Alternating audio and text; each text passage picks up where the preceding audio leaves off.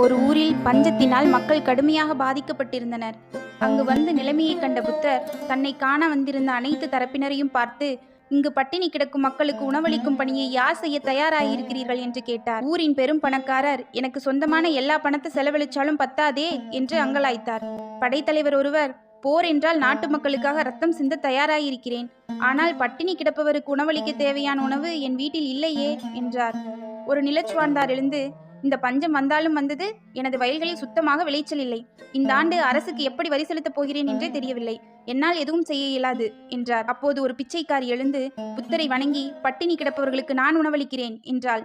அனைவருக்கும் ஆச்சரியம். அது எப்படி உன்னால் முடியும் என்று அனைவரும் கேட்டார்கள். அவள் பணிவுடன் சொன்னாள், ஐயா, நான் வீட்டில் பிச்சை எடுத்து பிழைப்பவள். இங்கு தன்னால் முடியாது என்று சொன்னவர்கள் தங்களால் என்றதை எனக்கு பிச்சையாக கொடுப்பார்கள். அதையெல்லாம் ஒன்று சேர்த்து நான் பசியால் வாடுபவர்களின் துயர் தீர்ப்பேன் என்றாள். அவளுடைய தன்னம்பிக்கையை கண்ட புத்தர் அவளுக்கு ஆசி அளித்தார்.